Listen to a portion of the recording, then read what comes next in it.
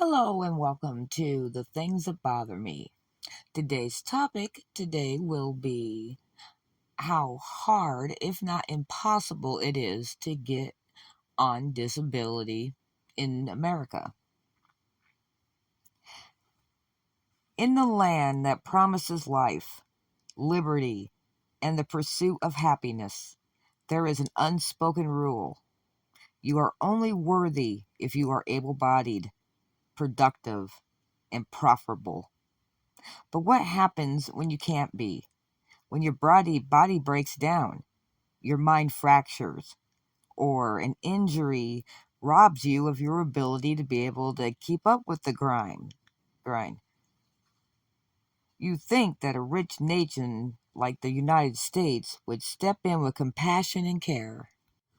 Instead, it gives you bureaucracy, humiliation, and denial. Getting on disability in America is not a helping hand. It's an uphill war against a system designed to reject you. Let's break this down.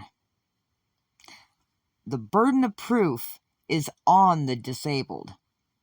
To qualify for Social Security insurance, SSDI, or supplemental security income, you don't just need a legitimate disability. You must prove it in a excruciating detail over and over again. Your word isn't enough. Your doctor's word isn't enough. Sometimes even hospital records aren't enough. The Social Security Administration, SSA, expects airtight evidence that your condition not only exists, but prevents you from doing any substantial work at all. Even if you're clearly suffering, unless you meet a very narrow checklist, you will likely be denied. Initial denial is the norm, not the exception. Roughly 70% of first-time disability claims are denied. Many of them are legitimate. Veterans, cancer patients, people with severe chronic illness, mental health disorders, and degenerative conditions. It doesn't matter. The default answer is no. You're expected to appeal, but that appeal can take months or even years.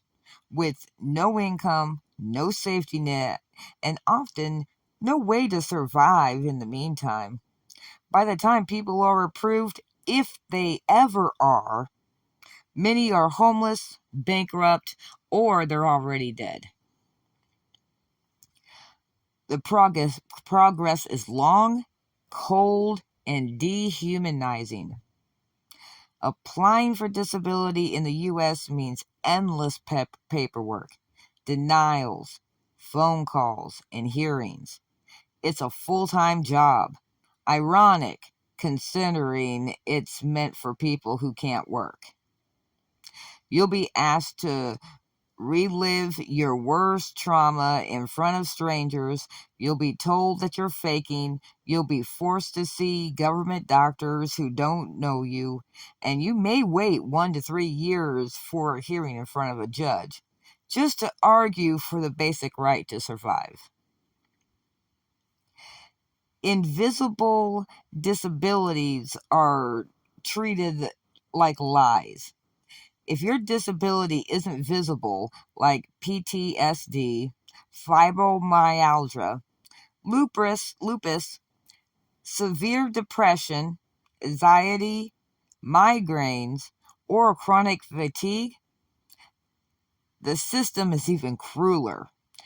You're seen as lazy, dramatic, and manipulative. Mental health conditions are especially hard to get approved, despite being just as debilitating as physical ones.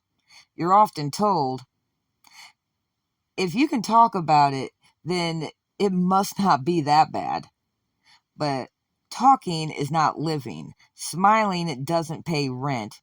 And mental illness kills slowly, silently, and often before the government believes that you're sick enough to deserve help.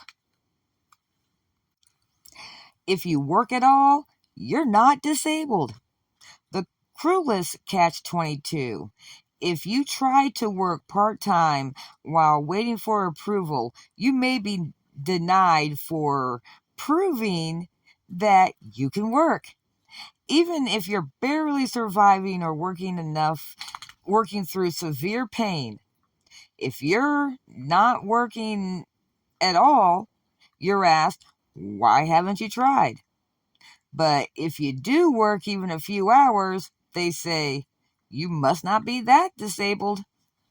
You're trapped either way. Lawyers are almost always required. The system is so difficult and legalistic. Most people need to hire a disability lawyer just to get approved, usually on appeal. These lawyers take up to 25% of your back pay, but without them, most people do not stand a chance of getting it. It's proof of a broken system. You need professional legal help just to access the most basic survival benefits. People are dying waiting. Tens of thousands of disabled Americans die waiting for approval. They die without medicine, housing, food, or care. They die knowing that they were denied dignity in their final years. According to government data, over 100,000 people die on the waiting list for SSDI between 2008 and 2019, and the number is growing. This is not neglect. This is cruelty by design. The stigma is constant. Even after someone is approved, they live with the stigma. Must be nice not to work. They're just living off the government. People fake disabilities all the time. It's a lie. Fraud is incredibly rare, but the stigma keeps the system heartless and the public looking the other way. You live in poverty even if you get approved. SSDI and SSI don't lift people out of poverty. In fact, they keep them barely above water. As of 2025, the average SSDI payment is around $1,500 a month. SSI is even less at about $943 a month. Try paying rent, food, medical bills, and basic survival on that. It's impossible in many parts of the country. The message is clear. You can help, but you can't have you can have help, but you can't have dignity. In a nation that boasts about strength and greatness, the most vulnerable are treated like burdens. America demands that the disabled prove their worth while stripped of their health, their income, and often their hope. It's not a safety net. It's a maze filled with locked doors, long waits, and rejection at every turn. You shouldn't have to have a lawyer, a fighter, or a survivor just to be believed. You shouldn't have to die proving that you were too sick to work. And no one should be punished for being disabled. The truth is, disability can happen to anyone. And in America, that should terrify you. Because if it does, you'll be on your own in a system that sees your pain not as something to heal, but something to doubt, delay, and dismiss. It's not just broken, it was never built to care. And that is what I have today. And I can say that I actually have seen personally, my mother, my whole life had arthritis really bad. And it was just a good thing that, my dad was there and he was the worker, because my mom was disabled but never was able to have disability.